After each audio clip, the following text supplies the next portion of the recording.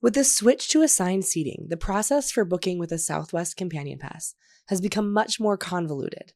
So I'm going to walk through step by step how to do this and address some common issues people are having.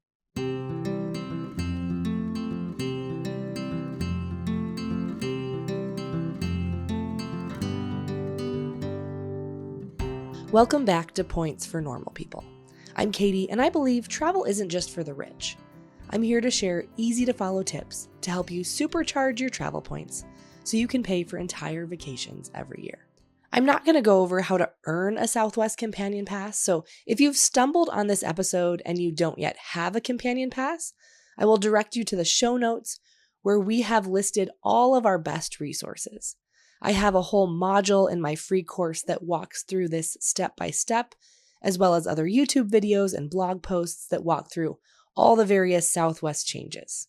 Once you've earned a Southwest Companion Pass, either through the traditional way with earning 135,000 points in a calendar year, or through a promo, you'll be able to log into the Southwest app or website and designate a companion. If you don't see this option, you can always call and an agent can do this for you. My first recommendation is that before you add anyone as your companion, make sure they have their own Rapid Rewards account set up. This is especially helpful if your companion is over 13 for two reasons. First, it makes it easier to automatically attach their known traveler number, if they have TSA PreCheck, to all reservations. Second, they could keep track of their own reservation through their own account. If you, as an adult, have TSA PreCheck, you can bring children 12 and under through the TSA PreCheck line with you, regardless of if they have it. But for teens who are 13 to 17, they can only come through a TSA PreCheck line with you if the words TSA Pre are physically printed on their boarding pass. When an adult makes a reservation and they have TSA PreCheck, this designation, TSA Pre, will appear on the boarding pass for everyone under 18 on that same reservation. But the issue is that if a teen is your companion, they actually end up having a different reservation number, so you can't confer that TSA PreCheck status to them if they are your companion. They would need to have their own known traveler number attached to their own account or reservation, which would then trigger the TSA Pre designation to print on their own boarding pass. Thankfully, it's now actually free to get global entry for all of your kids under 18 if you have it. And global entry then gives you a known traveler number, which gives you TSA PreCheck. So if you or another adult in your household has global entry, you can now go and sign your kids up for global entry and they will be charged $0. You will still need to go to an interview for them, even for a baby, which is a bit silly, but I personally think this is well worth it. So those are the steps that you have to do before you even start booking. Ideally, you'd have a known traveler number for your companion. You'd set up a Rapid Rewards account for them and then also save that known traveler number to their profile. And after that, then you'd add them as your companion. When you designate them as your companion, make sure to associate their Rapid Rewards number in addition to their name so it's all linked up. You are allowed to change your companion, your designated companion, 3 times each calendar year. And after the third change, it will be locked onto that person. Once you have your companion designated, you're ready to book. When you go to book, there are some situations where you'd want to book round trip and some where you might prefer to book 2 one-ways. If you're booking the basic fare, which is the cheapest fare class, I recommend booking one-ways. That's because these fares cannot be changed, they can only be canceled. So if you have a round trip flight booked as a basic fare, and one of the legs drops in price, it's not easy to change just the leg that has dropped in price and get a refund for the difference. It is possible, but it's not easy. To do that, it would take double the steps. So you'd have to upgrade that one leg that is now cheaper to a choice fare, and then you'd have to go and change that back once you have that choice fare back to the new basic fare price. So it's just easier to keep them as separate one-way bookings if you're booking basic fares. That way, if you need to make any changes, you can do it for each leg individually. If you're booking choice fares, you can book round trip fares because choice fares and above allow changes to just one part of the ticket. You also might be booking a choice fare if you're using one of the coupons that comes with some of the Southwest cards, because those coupons require you to book a choice fare or higher to use the coupon. And in that case, you definitely want to book round trip so that you can use your coupon on the whole round trip ticket. However you book, whether it's one way or round trip, you can book for everyone that will be flying who is not a companion. With a companion pass, the number of reservations is always going to be excessive, so I try to keep ours to a minimum. In our house, that means I book a reservation for my husband and myself first. We both have companions, but I book us on the same reservation. But here's where it starts to get quirky again. In a household, you might have different people with different points balances in their accounts. And they might have different Southwest benefits depending on which credit cards they hold or if they have A-list status. In the big picture, whoever has the highest level of benefits can confer them to everyone on the reservation and all of their companions, but it doesn't happen right away. And so I'm going to tell you the steps to make sure you get all the benefits for everyone. So you have your master reservation. This is the reservation that includes everyone who is not a companion. You're going to make this master reservation while you're logged into someone's Rapid Rewards account. Like in our household, sometimes I'm using my account to use my points to make that master reservation. Sometimes I'm using my husband's account to use his points to make that master reservation. Even if you're paying with cash, you're still going to be logged into someone's account to book. At the time of booking, you'll only get the seating benefits of whoever's account you're actually logged into. Now, this is just at the time of booking, but it's important to understand this. In our case, it doesn't matter because my husband and I have the exact same credit cards and we have the exact same seating benefits. But in other cases, like for my sister, it does make a difference because she and her husband both have companion passes, but he also has A-list preferred. When she's logged into her own account to book tickets for their family, when it comes to the seat screen, even if her husband is on that reservation that she's booking, she can't select seats for free for her family because she doesn't have that benefit for herself and is recognizing the benefits of the person that's logged in. If this happens to you for your master reservation, you are in one person's account to book to use their points, but you want the other person's better benefits, all you have to do is finish your booking without selecting seats, and then log into that second person's account, the person with the better benefits, and find the reservation and click to select seats, and you'll be able to use their benefit to select seats for everyone that's on that master reservation. Whenever you select seats, you need to make a note of which seats you've picked because you'll need that when you add your companion. Once you have your seat selected, you can go in and add your companions. To add your companions to your reservation, you need to be logged into your account. And when you pull up your reservation, you should see a little button or highlighted text that says Add Companion. When you click this, it will make a new reservation for your companion. You'll be able to pick seats for your companion at whatever level of benefits the highest person on that master reservation has. If you don't immediately see free seating options, but you believe you should have them based on that master reservation, you need a multi-step process. So if that happens, book your companions and don't worry about picking seats. Then wait 5 minutes and go back into the companion's reservation and select to change or upgrade seats. And from there, you should be able to pick that level of seats that matches the highest person on your master reservation. For whatever reason, it takes about 5 minutes for the Southwest system to recognize that a companion is associated with that primary reservation. So sometimes it takes about 5 minutes after booking the initial companion booking for that person to get those seating benefits. If you have 2 people on a master reservation that each have a companion, they will need to log into their individual Southwest accounts to add their companions. Now, you will always pay the cost of taxes for your companion. Within the US, it's $5.60 each way. Internationally, it can be more than that. It might be $60 each way, depending on the country. We've had 2 companions for a long time, and I can tell you that the process for adding the second companion to the master reservation sometimes changes as to what works. Sometimes it only works to add that second companion through the website. Sometimes it only works to add the second companion through the app. Sometimes that changes. Southwest is not known for having a great IT system, so again, this could change from time to time. If you encounter an issue like the website's giving you an error when you're adding a second companion, try the app, and vice versa. For a period of time, the Southwest app was also messing up how it was tracking most companion reservations if you had 2 companions. So it wouldn't necessarily show the right companion confirmation number with the right name. Like for me, it would show my daughter's name and my son's confirmation number.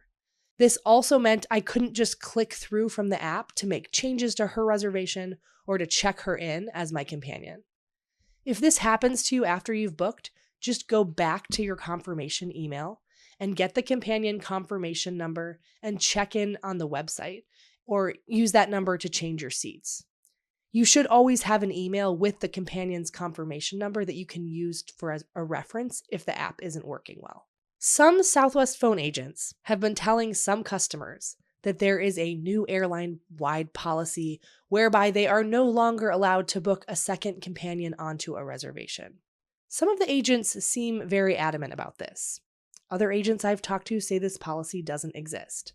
I'm not sure why there's such a discrepancy on that, but I can tell you that you can certainly do it yourself online.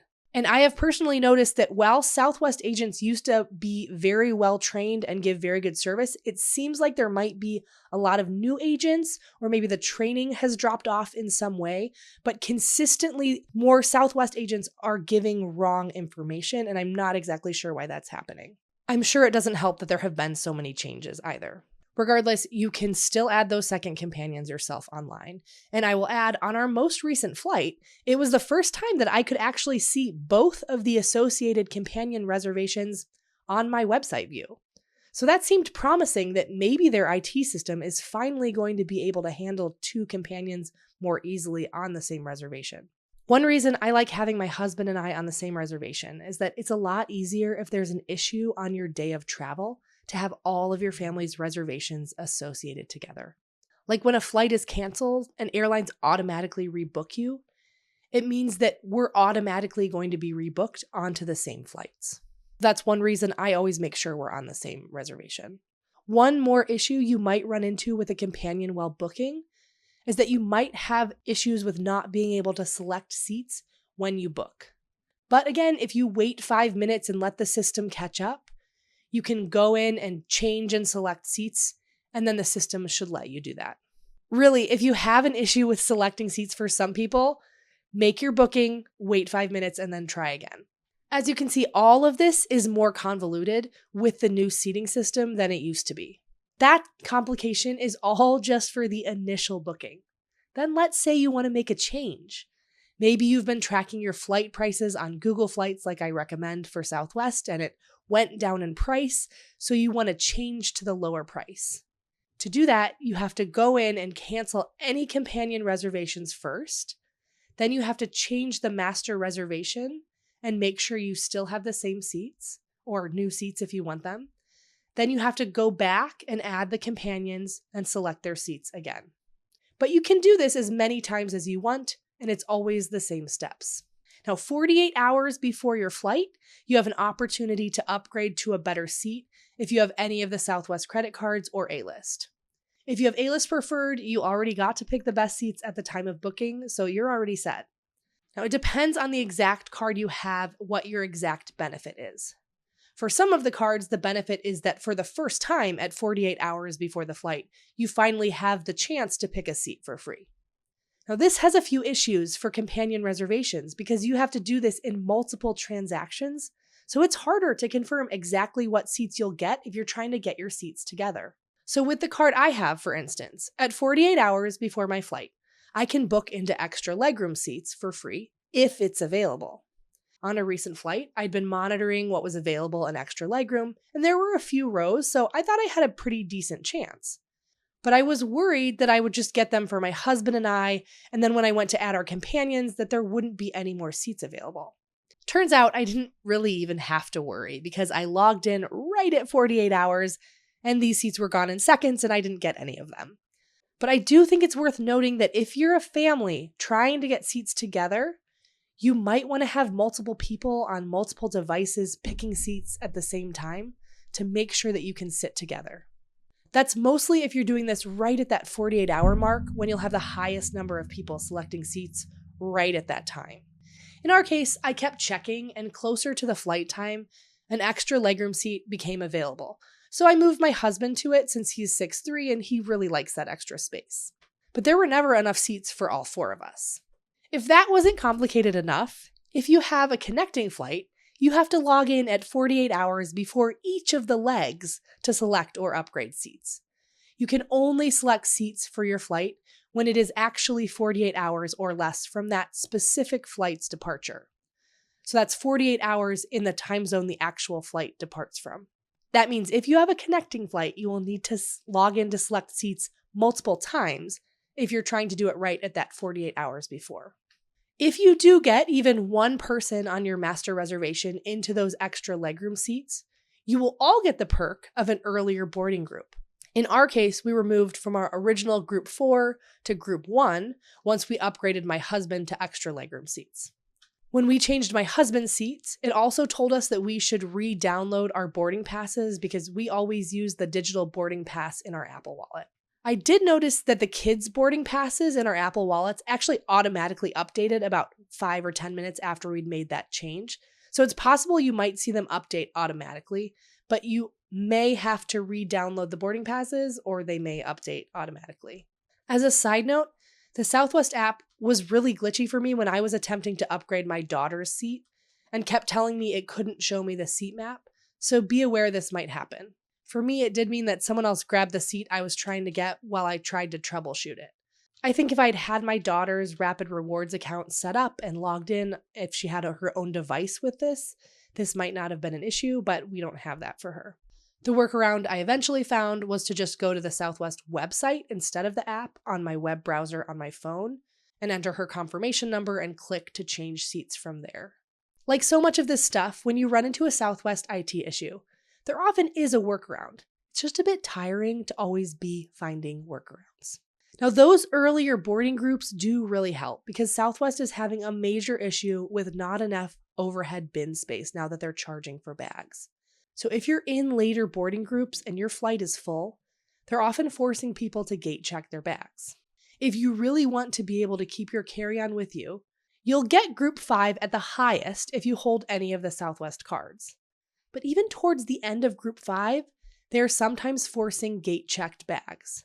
So if you are in Group 5, I recommend lining up right away, even when they're calling Group 4, so that you can get on right at the beginning of Group 5 if you want to keep your bag with you. Related to that, know that if you pick a seat in rows 1 to 3 especially, you might have to put your bag a few rows behind you. That means when you land, you'll also have to go backwards to get it. As of now, at least one of the front bins is typically reserved for Southwest flight attendants, and sometimes they're smaller bins anyway. So it's hard to get your bag to be actually above you. Another perk, if you do have that benefit to get into those extra legroom seats, is that if you're in those seats, you do get free alcoholic drinks and a premium snack, which is really just pistachios. But you can even get multiple alcoholic drinks if you want. This all feels like a lot, I know. It took me almost an hour to book a reservation the other day because I had 4 love vouchers, but you can only use 3 methods of payment, so I had to jump through all of these hoops to combine my love vouchers into flight credits by booking and canceling flights, just to finally book 1 round-trip ticket for 4 people for my family to Orlando. And all of this begs the question, is the Southwest Companion Pass even worth it anymore? Now, I still think it can be. At the end of the day, we still got 4 round-trip tickets to Orlando for just about $11 per person. I do think many of these policies were put in place more for investors than the customer-first experience Southwest used to have, and that shows. I don't mind having assigned seats. With older kids, I actually like it in theory.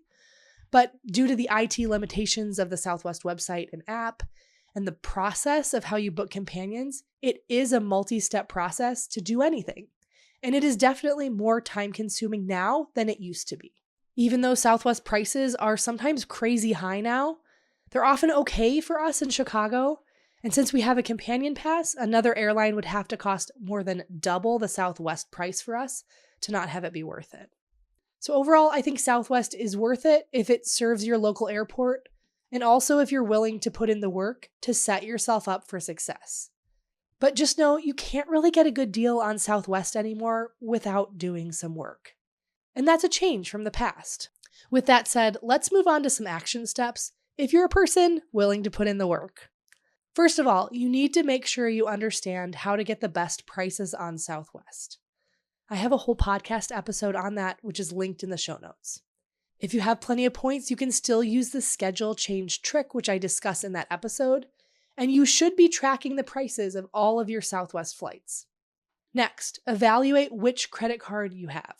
For us, it's worth it to hold the personal card with the highest fee because we can pick seats at the time of booking. This card doesn't have the best overall value, but it helps me fly Southwest with less stress. And since we fly multiple times a year, it's worth it for me. If you've had your Southwest card for a year or more, you can change the card you have and pay the difference in fee. Our full Southwest card guide is also linked in the show notes where you can compare those benefits. Last, if your companion doesn't have TSA PreCheck but you do, work on getting that for them and added to their account. This is especially true if you have global entry and have a child or a teen as your companion. Even if it's a child who can still go through the TSA PreCheck line with you, I think it's worth it to activate their global entry as soon as you can. You typically don't have to go to re-interview when the time is up for renewal, so you will have to go that first time, and that is a pain the first time, but then you're usually set up. Southwest is also now part of TSA PreCheck Touchless ID, which you can use if you have TSA PreCheck, but you do need to opt in on the Southwest app. You can only enroll in Touchless ID if you're over 18, but kids can go through the Touchless line with you. But again, over 13 does need TSA PreCheck printed on their boarding pass to use this or any TSA PreCheck line. We had an issue on our last flight where our son's known traveler number somehow got deleted from his reservation on our return flight, and we hadn't noticed. So he was denied going through that line until we went back and then manual added it, and then he was able to come. With Touchless ID, you have to upload your passport to verify your identity. And then once you do that, you don't even need to get your ID out anymore at security. This isn't available at every airport yet, but sometimes has a much shorter line than the plain TSA PreCheck line. So if you have TSA PreCheck, you might also want to sign up for this in the Southwest app. Information on this is also included in the TSA PreCheck article linked in the show notes. Thanks so much for spending time with me today. I look forward to seeing you next time where we will continue to unlock these secrets of travel points together.